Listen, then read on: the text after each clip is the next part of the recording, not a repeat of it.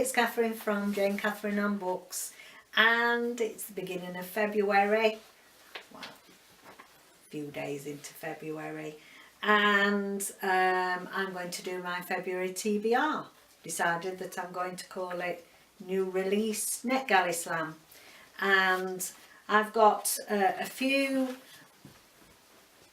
releases from the publishers which I want to get through this month, and so I can get my reviews up. They're all coming out this month, so I thought, yeah, that'd be great. I could work my way through these and tick a few off my list. I do like, as you know, I do like to read and review them as near to publication date as possible, and I've just got a little behind. Usually I would have probably done it last week, or you know, something like that, but yeah, I'm going to work my way through them this month. So where do we start? So the first one, Your One, is called Your One and Only. It's by Adrianne, which is a lady, Adrianne Finlay. It's been released by Houghton Mifflin Harcourt Children's Book Group. That's a mouthful, I'm saying all that lot. It's teens YA genre, and it was released on the 6th of February, so last week. Now, it is a dystopian. Let me read it to you. I wasn't able to download the file. There's something gone wrong with there. I've left them a note. But I thought it would be nice for you to go and look it up, see if you fancy reading this. Just because I can't get into it to read it at the moment, you might still be interested. So, it says Jack is a walking fossil, the only human among a sea of clones. It's been hundreds of years since humanity died off in the slow plague, leaving the clones behind to carry on human existence. Over time, they've perfected their genes, moving further away from the imperfections of humanity. But if they really are perfect, why did they create Jack? While Jack longs for acceptance, Althea 310, so obviously that's her number, whether she's a robot or something, I'm not sure, struggles with the feeling that she's different from her sisters. Her fascination with Jack doesn't help. As Althea and Jack's connection grows stronger, so does the threat to their lives. What will happen if they do the unthinkable and fall in love? So that looks a little bit like a dystopian coming of age, and I hope I managed to be able to get into the file. If not, I think I might have to go and buy that one. But look it up and see if you'd like the look of that yourself. Leave the picture up here. So let's have a look at the next one. So we have got a book called The Wicked Cometh, and this is historical fiction. It was released on the 1st of February. It's written by Laura Carlin, and it's been released by Hodder and Stoughton, and it's set in 1931 London. So yeah, this will be great. I can't wait to get my teeth stuck into this. Men, women and children are going missing on a regular basis, especially the vulnerable poor. There's a female protagonist in this called Hester White, and she wants to escape her poverty-stricken life, and therefore goes on some sort of mission to try and find out why everybody seems to be going missing. She seems to have got an idea that people are being poisoned off, but that's about all that I know about it at the moment, so I'm looking forward to reading that one. The Wicked Cometh by Laura Carlin. The next one on my list is called The Gods of Love, and it's got a longer title. It's called The Gods of Love,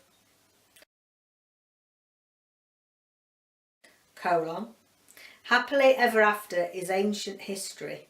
Well, that was great. This is by Nicola Mostyn, and it was released on the 1st of February this year by the Little Brown Book Group UK, and this is a romance, science fiction and fantasy. but it looks as if it's quite humorous as well. It's been described as Bridget Jones by way of Neil Gaiman. So yeah, make of that what you will. I think that sounds really interesting. And we've got a lawyer called Frida, and she's supposed to be the descendant of the love god Eros. Now, Eros used to stand, I know it's not there now, but there used to be a statue of Eros at Piccadilly Circus in London, and it was there for years and years. So anyway, this Frida is supposed to be a descendant. So we'll see what she gets up to. Another exciting one. I mean, obviously we have free will what we request from NetGalley, from the publishers as reviewers, and you know, these are just a few that are coming out in February that I like the premise of what they were about, and sent for them. So let's have a look what we've got next. The next one is called Home. This is Amanda Berryman, by Amanda Berryman, and it's Random House UK, Doubleday branch. And this is a general fiction. This is released on the 8th of February, and it's an adult book, but I do believe it's got a child narrator. And generally speaking, my impression, and I think impression of many other reviewers, is that to use a child narrator, you've got to get it absolutely spot on for people to enjoy the book.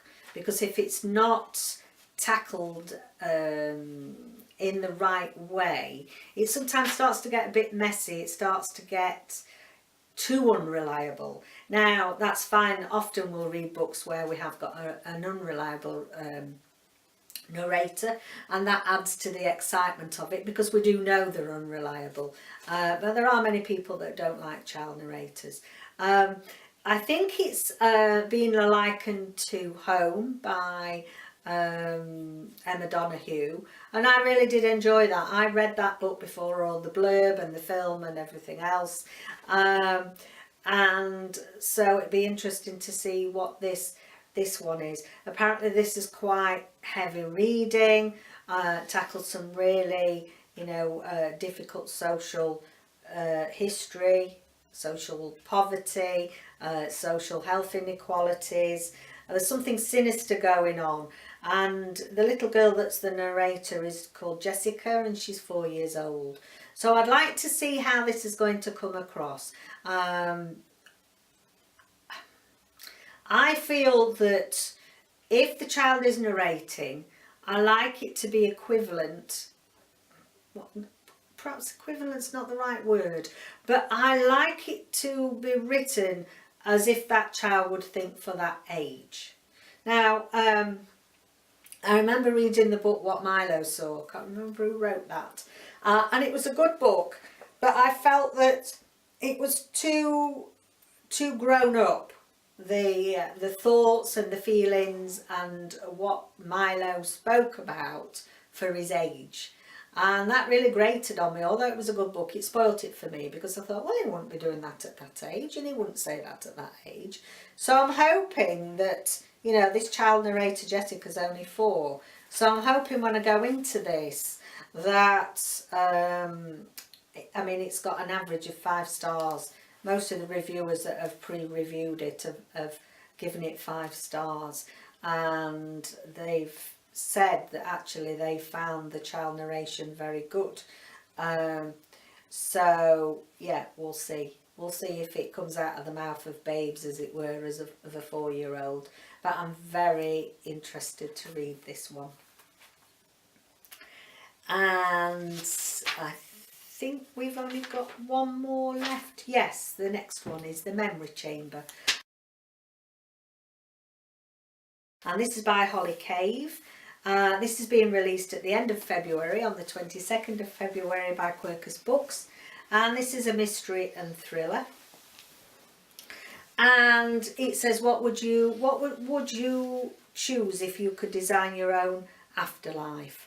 And we've got Isabel, who is called a Heaven Architect. Heaven Architect, that's a nice title. And she works with clients when they're, you know, in the end stages of their life here on earth, and they're nearing death. And she